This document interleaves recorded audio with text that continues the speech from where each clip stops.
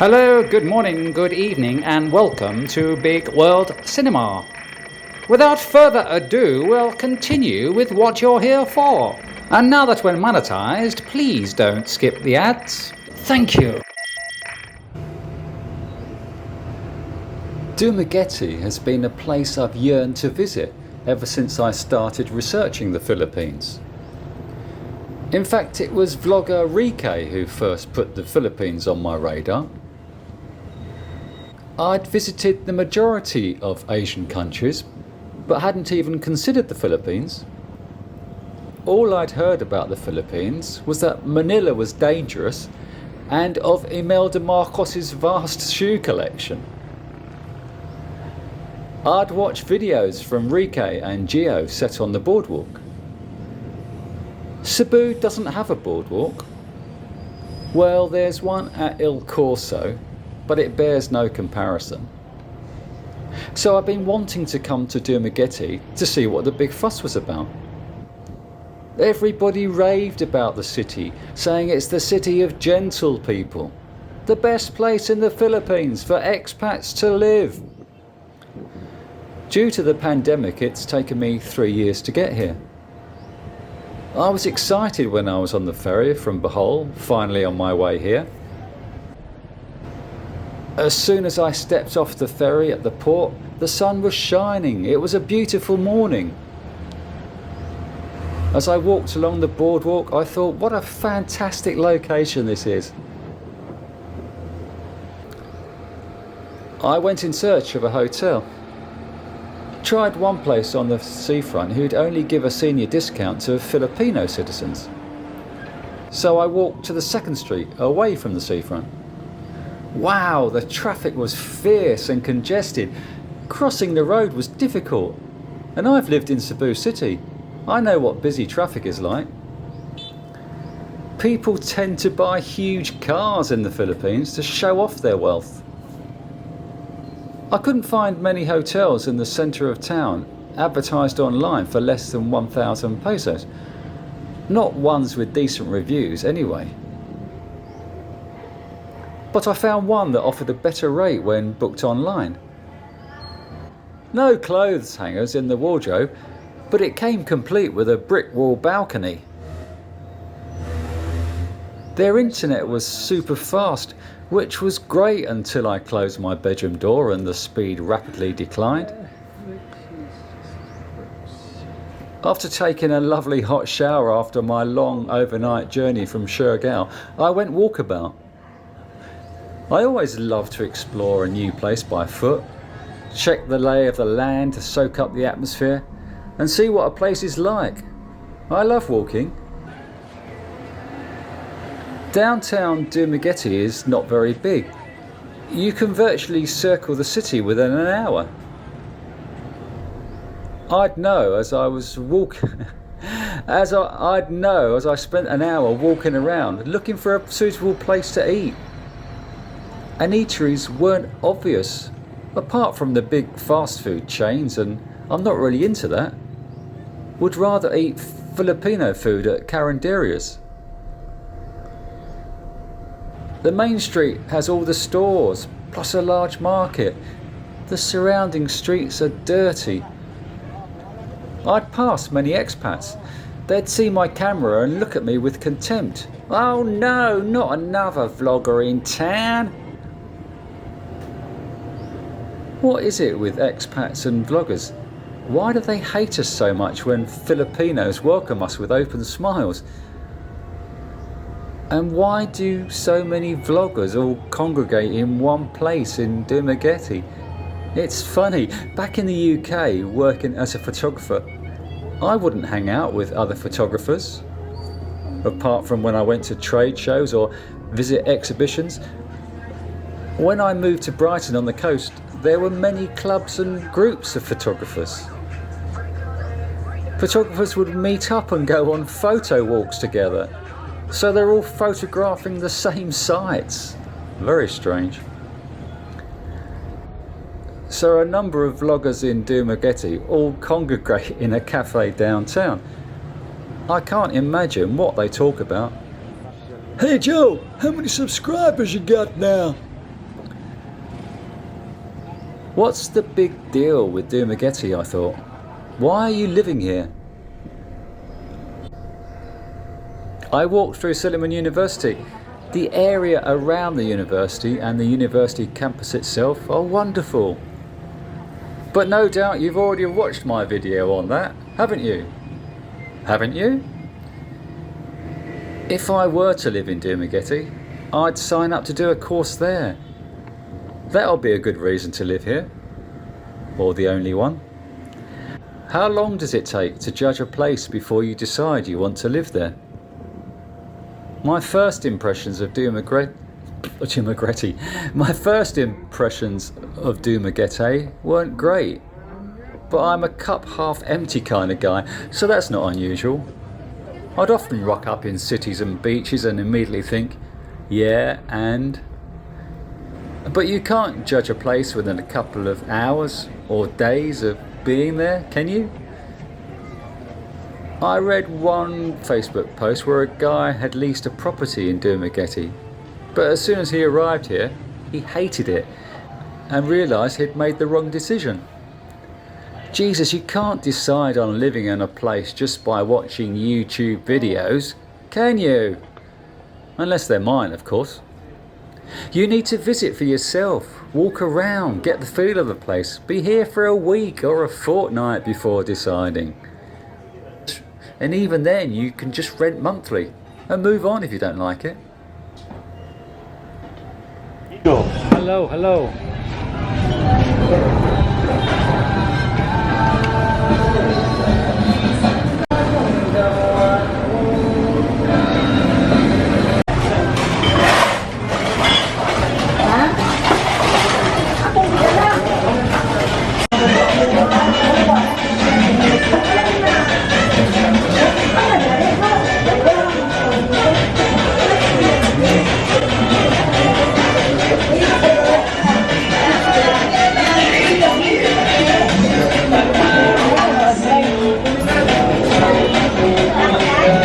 Hide now, don't get shy.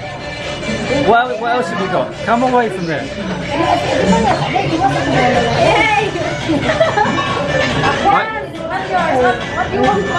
Stop hiding your pretty face. There we go, that's better. I'll have pork. Yes. With rice. Okay. And what's this one you said? Minodo. Minodo. Is that pumpkin? Huh? Is that pumpkin? No. Pork. What's that one there? This one? Yeah. Vegetable. What? We call it pinakbit. And what vegetables are in there? Squash. Squash. Squash. Pumpkin. Huh? Pumpkin. Okay.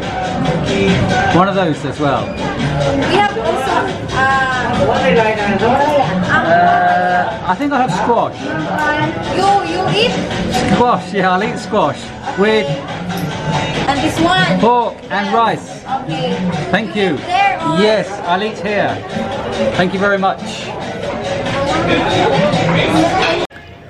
I chat to foreigners visiting, some recent, some considering living here in the future, others who are here long term. I spoke to a vlogger in his 30s, quite young for living here I thought, as the other guys I met were all past 50. Strangely, 3 of the expats I met were 67, and I only spoke to 6 people. One was an American Catholic priest who I met on the boardwalk out walking his GoPro. He was a big time photographer, said he was scoping the city to move here in 2 years' time. People's reasons to live here were generally the same. Housing and rent was cheap, low cost of living, the bars, restaurants, social aspects, the fabulous nature, mountains, waterfalls, hot springs all on hand, accessibility of the other islands nearby, being able to commute easily to Bohol, Cebu, Siquijor and Mindanao. And of course most mentioned the ladies, apart from the Catholic priest, strangely enough. Don't miss out on quality broadcasting. Please like, share and subscribe to Bigg World Cinema. Thank you.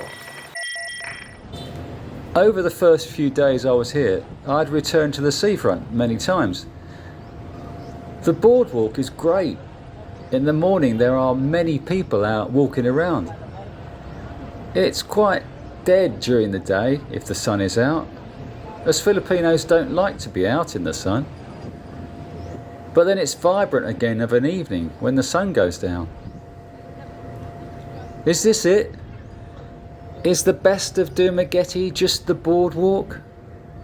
But it's only just been completed, so wasn't even here when the majority of expats congregated here.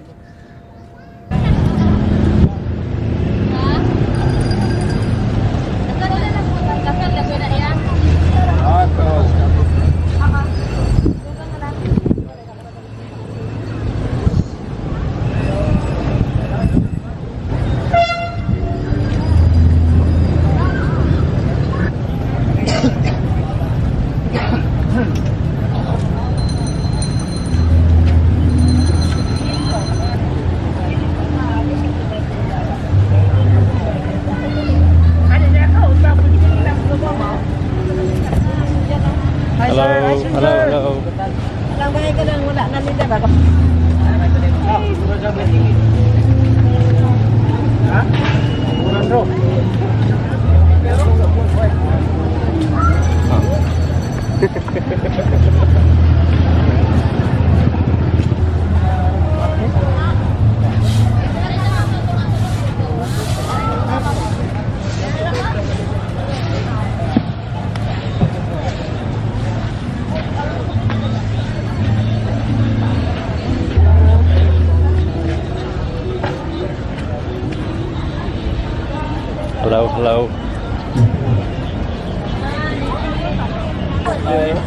Hello. Hello.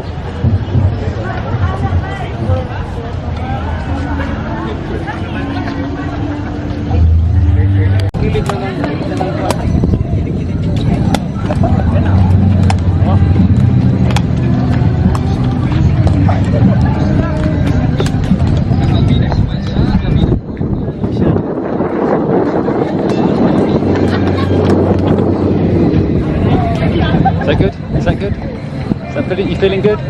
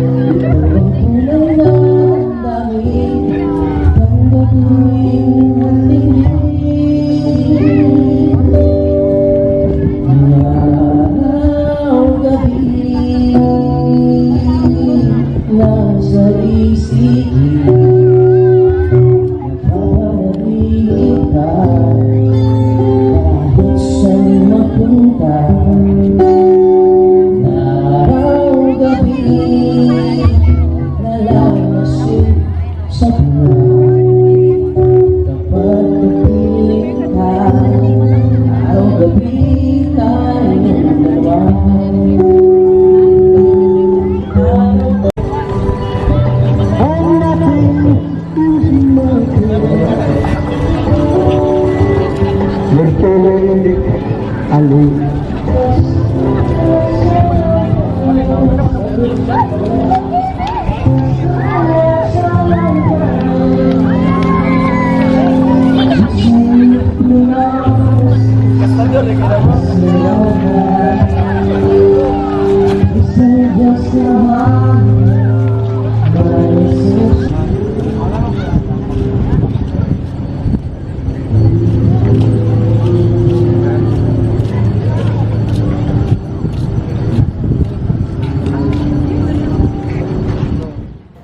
As I walked along the main road by the sea, I'd see expats sat in the bars and restaurants looking out over the sea. At the sports bars, foreigners would be sat drinking in the middle of the day, like they do in Bangkok, Pattaya, etc.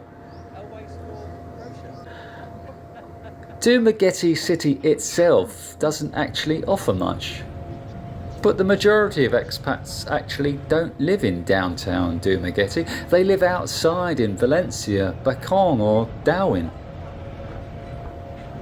So it isn't exactly downtown Dumaguete they're here for, as they're barely here apart from shopping and socialising for a few hours and then escaping.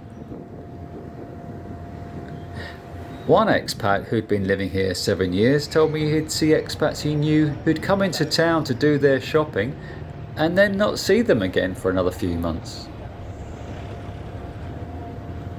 One night I ventured out to Why Not, the legendary club on the seafront. I'm not a club goer anymore. I'm normally in bed with my Horlicks between 9 and 10 p.m. Although the hotel I moved to is close to the fire station, where they test the alarms at 9:45. So there's no point trying to sleep before then, as the alarms are loud enough to wake the dead. Then if you do manage to drop off again, they repeat their siren call at 10 p.m. Geez, I'm trying to sleep, god damn it. Just watching the video is pointless unless you subscribe. It's like going to London and not visiting King Charles at his home. Anyway, the British guy I'd met advised me to go to Why Not before 9, when the music was 80s and less severe. When I walked in, I thought I'd stepped into the Wild West, a bar you'd find in Cambodia or Thailand. The majority of tables were taken. The drinks are cheap. I sat down and surveyed the scenery. Lots of Filipinas, ladyboys, working girls and disco granddads. At 10 p.m. I was glad I'd brought my earplugs, as they cranked the volume up. I developed tinnitus at a gig in the UK almost 4 years earlier, which had got better over the years, but will rear up again if I'm not careful. So I quickly departed. Didn't feel very comfortable in there anyway. Not as threatening as Heart of Darkness in Cambodia, but I can imagine Why Not has its moments.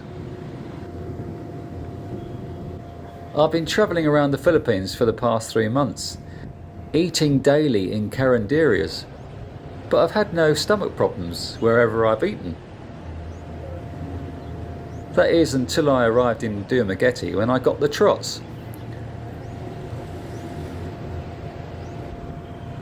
Having eventually located the carinderias, I stopped eating in them and started eating at McDonald's, KFC and Jollibee's.